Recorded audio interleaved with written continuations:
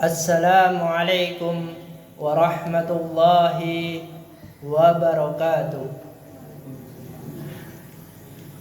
Innal hamdalillah nahmaduhu wa nasta'inuhu wa nastaghfiruh wa na'udzu billahi min shururi anfusina wa sayyiati a'malina. من يهده الله فلا مضل له ومن يضلل فلا هادي له واشهد ان لا اله الا الله وحده لا شريك له واشهد ان محمدا عبده ورسوله. Amma ba'd.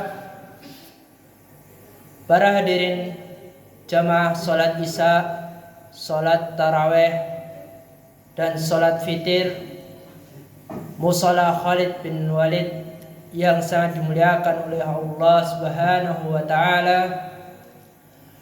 Pada malam hari ini kita akan mempelajari satu surat, yaitu surat Al-Asr. Allah Subhanahu wa Ta'ala berfirman, wal asri, demi masa. Innal insana lafi khusr, sesungguhnya manusia itu berada dalam kerugian dalam menjalani kehidupan di dunia ini. Jadi semua manusia dalam menjalani kehidupan di dunia ini, mereka dalam keadaan yang sangat rugi dalam menjalaninya. Illal ladzina amanu, kecuali orang yang beriman. Jadi hanya orang yang beriman dalam menjalani kehidupan di dunia ini, orang yang tidak rugi.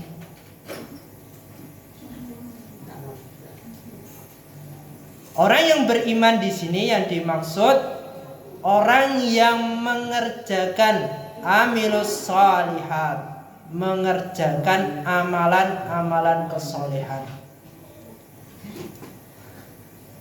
Jadi seorang muslim yang ngaku dirinya beriman, dalam menjalani kehidupan sehari-harinya dia berusaha untuk mengamalkan amalan kesolehan, berusaha walaupun tidak bisa sempurna, dia tetap berusaha untuk melaksanakan. Wa tawasau bil haqqi, dan orang yang beriman kepada Allah, dia selalu untuk saling menasihati dalam kebenaran, terutama dalam menasihati keluarganya masing-masing. Jadi orang yang beriman, dia pasti berdakwah, mengajak, yang dia utamakan dakwah untuk keluarganya, bukan untuk orang lainnya. Contohnya bapak-bapak, ibu-ibu, dan adik-adik. Bapak-bapak sebagai kepala keluarga, memiliki istri, memiliki anak, kok nggak sholat, dia nasihati, diajak untuk sholat 5 waktu. Ibu-ibu juga ketika memiliki suami kok nggak sholat, itu harusnya malu. Masalahnya itu kepala keluarga. Seorang istri wajib watawasau bil haq, menasihati suaminya dalam kebenaran, mengajak untuk sholat 5 waktu. Begitu pula untuk adik-adik. Dek, kalau memiliki orang tua kok nggak sholat 5 waktu, tidak sholat zuhur, asar, isya, maghrib, subuh, itu harusnya malu. Kewajiban seorang anak itu menasihati orang tuanya bil haq, dengan benar, diajak untuk sholat 5 waktu. Ini contoh. Wa tawasau bis sabri. Dan orang yang beriman, dia selalu menasihati baik dirinya atau keluarganya dan orang lain untuk bersabar. Sabar di sini terbagi menjadi 3. Yang pertama, sabar dalam menjalankan ketaatan kepada Allah. Dalam menjalankan ketaatan kepada Allah itu perlu kesabaran. Kalau tidak sabar, dia tidak bisa menjalankan seluruh perintah-perintah Allah dan larangan-larangan Allah. Contohnya, sholat 5 waktu itu perlu kesabaran. Orang yang gak sabar pasti sholatnya itu bolong-bolong. Isya dia sholat, subuh nanti gak sholat. Subuh dia meninggalkan sholat wajibnya, sholat subuhnya. Itu contoh orang yang gak sabar. Kalau orang yang sabar dalam ketaatan kepada Allah, dia pasti berusaha mengamalkan seluruh ketaatan kepada Allah.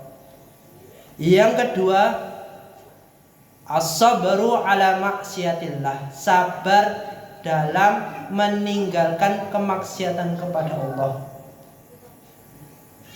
Dalam meninggalkan suatu kemaksiatan itu perlu kesabaran. Contohnya, tetangganya ada yang mengadakan acara membaca surah Yasin atau surat Yasin yang ditujukan kepada orang yang meninggal. Tentunya itu merupakan perbuatan kesyirikan. Tapi mayoritas lingkungan itu melakukan perbuatan itu. Diri kita harus memiliki prinsip, oh ya, sabar untuk tidak ikut-ikutan amalan itu, karena itu bisa membatalkan keislaman seseorang. Atau contoh lainnya, lingkungannya banyak yang melakukan sholawat yang diiringi dengan musik atau gamelan. Itu merupakan perbuatan bid'ah, bisa membatalkan keislaman seseorang. Dia sabar dalam meninggalkan perbuatan itu.